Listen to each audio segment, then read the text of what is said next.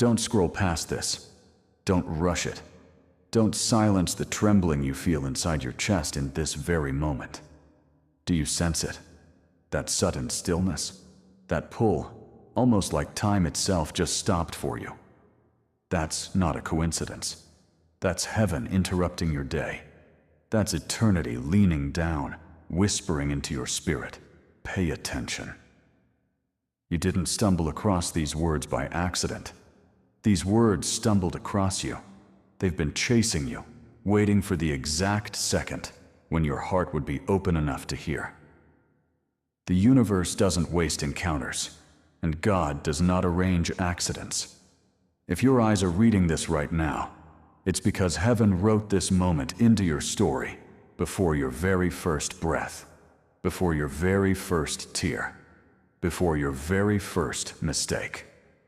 This moment was predestined, and right here, destiny itself is calling your name. I know your heart feels heavy. There's a name pressing on your spirit, a face flashing across your mind, a connection you haven't been able to shake, no matter how many times you've tried to reason it away. That weight you feel, that ache in your chest, that is not your imagination. It's not random. It's not meaningless. That's assignment. That's heaven stirring you. That's why when you think of them, your chest tightens. That's why your prayers feel tangled with their shadow. It's because God isn't just speaking to your emotions right now. He's awakening your spirit. This isn't about longing. This isn't about heartbreak. This isn't even about confusion. This is about alignment, about obedience, about destiny itself. You are standing on the edge of a decision far bigger than you realize. And heaven is watching. Angels are leaning in to see what you'll do. Because this is not just about whether you hold on to someone or let them go. This is about whether you step fully into the assignment written on your soul before you were ever born. And hear me, the enemy knows this too. That's why the battle has been so fierce.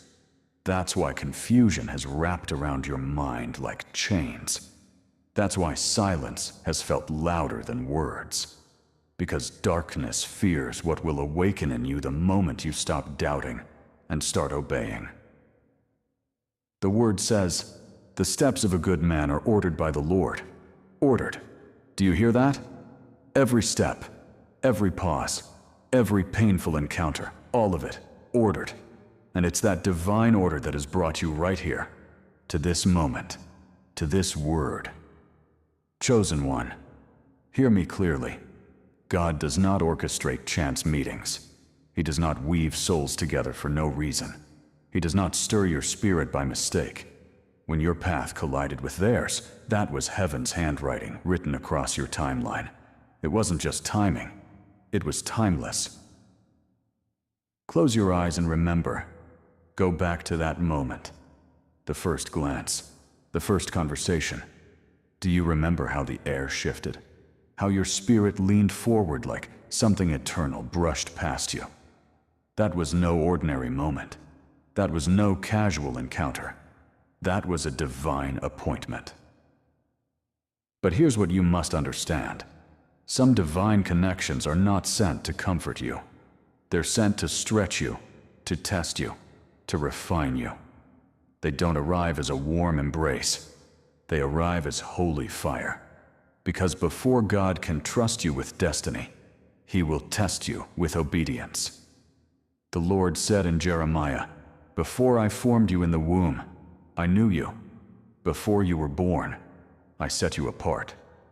That person who still lingers in your soul, they are not just another character in your story. They are a mirror, a messenger, a key, and the weight you feel, the intensity that refuses to die, that is destiny under pressure. There are plenty of relationships that flicker and fade without leaving a trace. But then there are others, like this one, that cling to your soul with a grip you cannot explain. Even when distance grows, even when silence takes over, even when logic screams, "Let it go." Still, your spirit whispers back, "Not yet." Why? Because this isn't just emotional, it's spiritual. These are bonds woven with assignment, heaven threads calling into them. And once you encounter such a bond, it does not unravel easily, because it was never fragile to begin with. It was forged with eternal thread. Think of Moses and Aaron, different men, full of flaws, yet aligned by God for a mission greater than either of them could carry alone. Think of Ruth and Naomi, joined by loss, but destined for legacy. Think of Paul and Silas, locked in prison, yet their voices together shook the very foundations of their captivity. These bonds were not easy, but they were powerful. They carried kingdom weight. What if the person you cannot shake, the one you keep circling back to, isn't just someone you cared about? What if they are part of your calling? What if their presence awakened something in you that comfort never could? What if their leaving, their silence, even their flaws, were chisels in the hand of God, shaping you into who you must become? Pay attention, because the enemy recognized the weight of this bond before you did. He saw it before you ever noticed. He knew that if two souls align under heaven's design, they become dangerous to darkness. That's why the confusion came. That's why the arguments cut so deep. That's why the silence roared louder than words. Scripture warns us in "Be alert and of sober mind." Your enemy, the devil, prowls around like a roaring lion looking for someone to devour. But hear this. You are not prey. You are not abandoned. You are chosen. You are covered. You are being equipped. And this very word right now is your awakening. Don't run from it. Don't drown it out. Don't scroll away. Stay. Lean in. Because what's coming next is not ordinary teaching. It is not another motivational line to pass over. This is breakthrough. This is chain breaking, spirit awakening, destiny shifting truth. And if your heart stays open, if your spirit remains expectant, by the time this word is sealed in prayer, something inside you will shift. Clarity will rise like the morning sun. Chains will snap like brittle glass. And the destiny the enemy tried to bury will begin to breathe again inside of you. So stay. Stay all the way through, because the real message is only just beginning. Chosen one, lean in even closer, because what you are walking through right now is not what it looks like on the surface. This is not just about someone not calling back, or distance that grew too wide, or silence that feels unbearable. This is not simply miscommunication, or personality differences, or wounds from the past resurfacing. No, what you are standing in right now is a spiritual war, and the battleground is not your emotions. The battleground is your bond. The enemy has no interest in shallow connections. He does not waste energy on what doesn't matter. He doesn't fight casual acquaintances. He targets what is heaven-born. He attacks what is purpose-driven. He goes after the bonds that carry kingdom weight, the ones that threaten his kingdom if they remain united. This is why the tension feels unexplainable, why it cuts deeper than logic can explain, why your soul feels pulled in two directions at once, between love and fear, between clarity and chaos, between holding on and letting go. That is not drama. That is not weakness. That is evidence. Evidence that your connection carries holy weight. Evidence that something eternal is being fought for. Though we walk in the flesh, we do not wage war according to the flesh.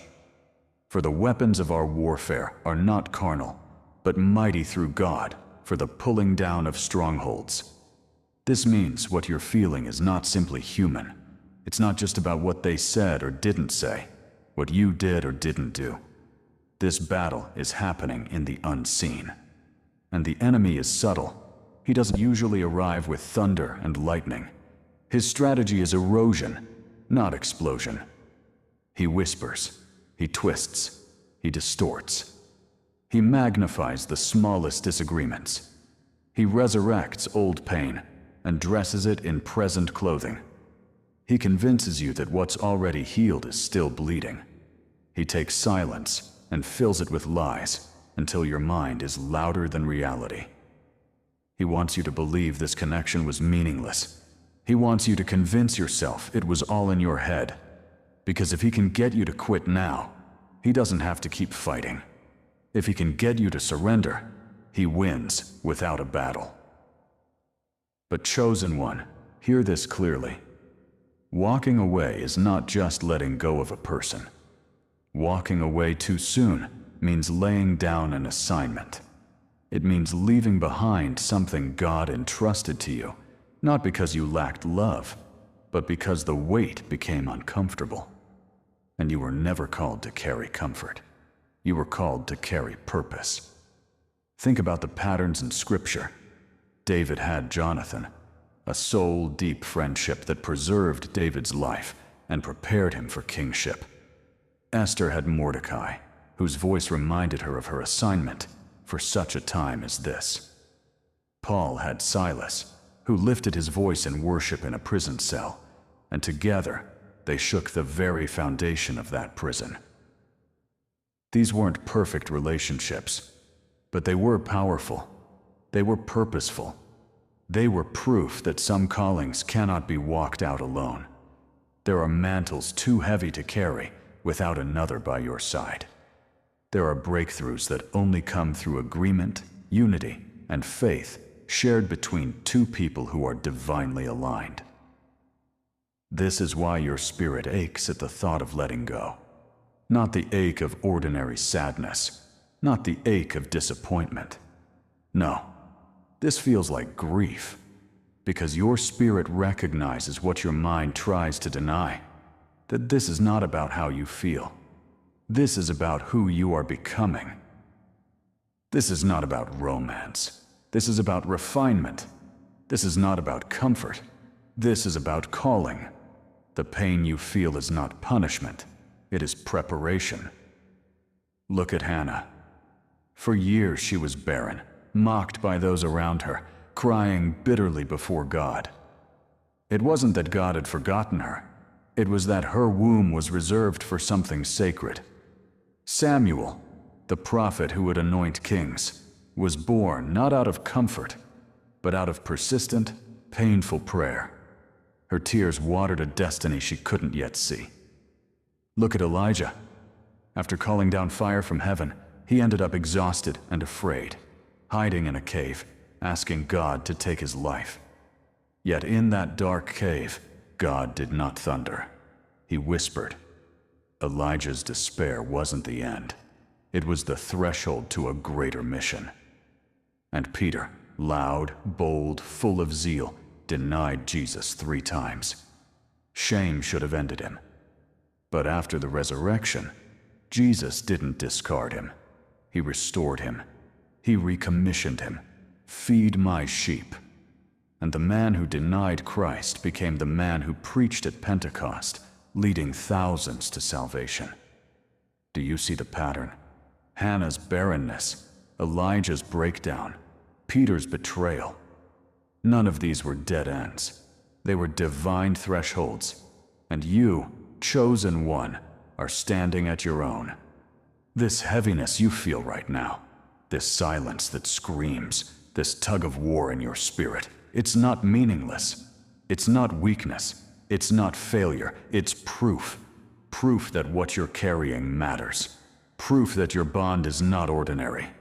Proof that the enemy has noticed and is trying to stop it before it matures. That's why the resistance has grown stronger. That's why the silence has gotten louder. That's why your thoughts feel heavier. Because the enemy knows you are dangerously close to breakthrough. He knows that if you endure, if you refuse to surrender, if you stand your ground, the fruit that will come from this connection will shake things in the spirit realm. And this is why I must tell you, do not mistake pressure for punishment.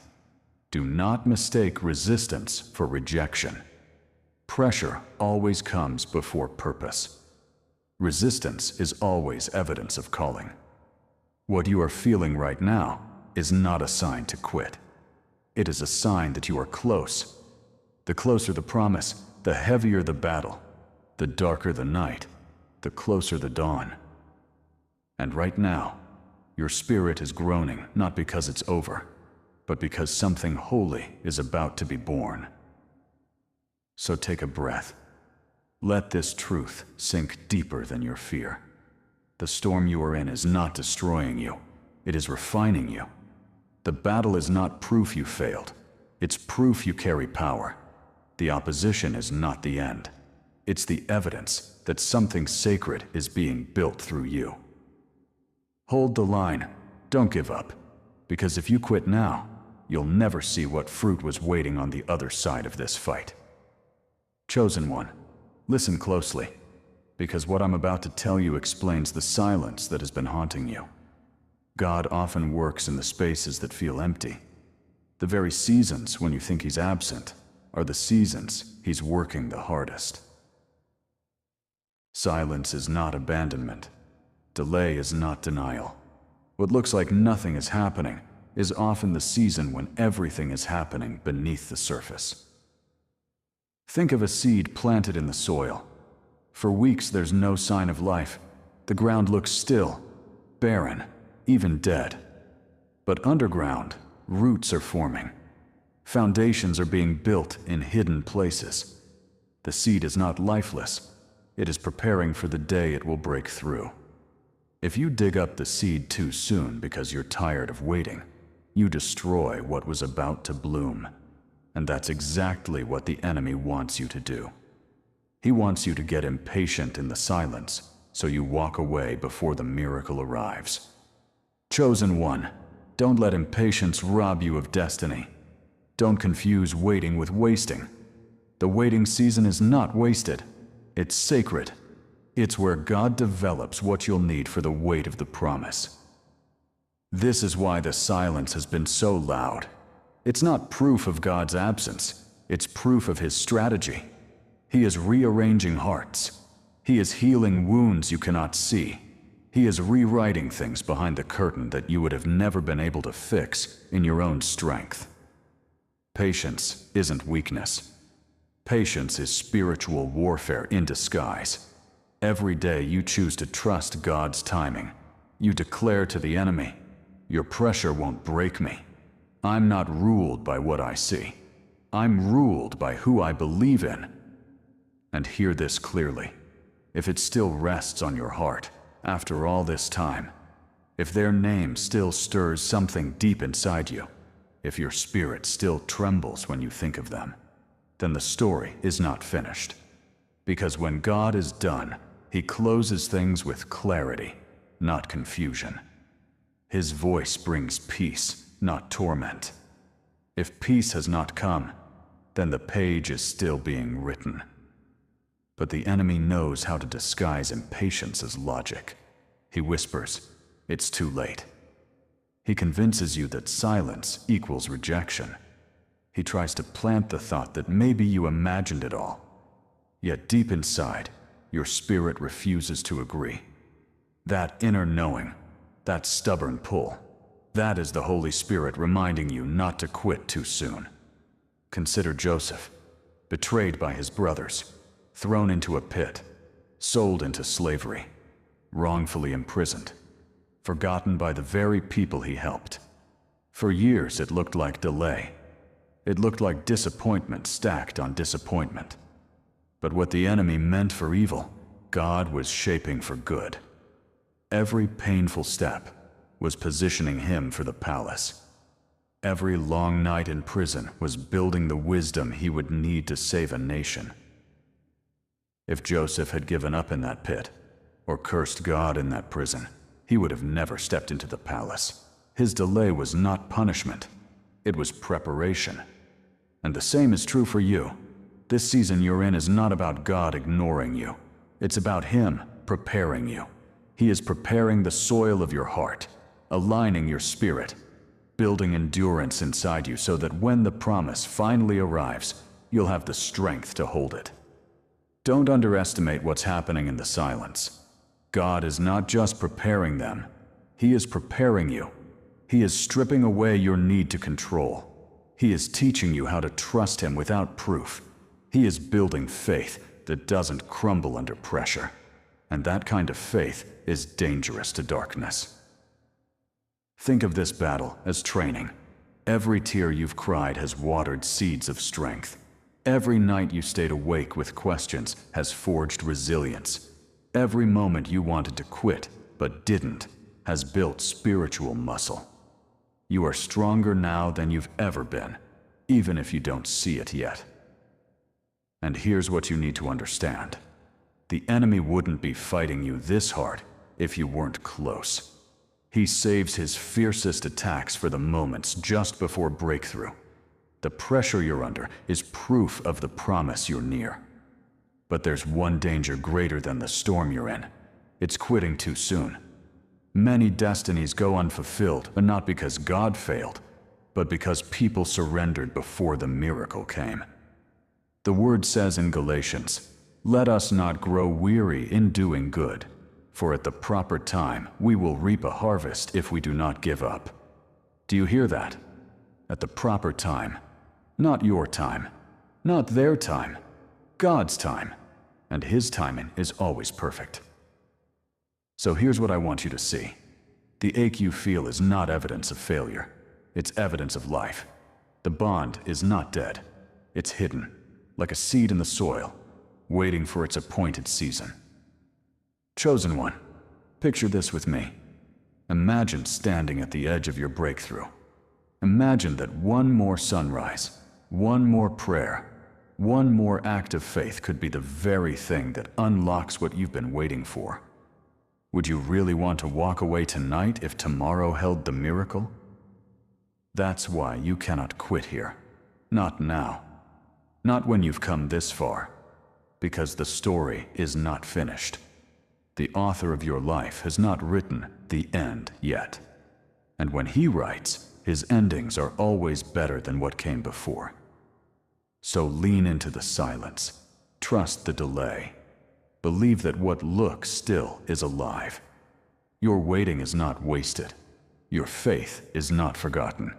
And your breakthrough, it's closer than you think.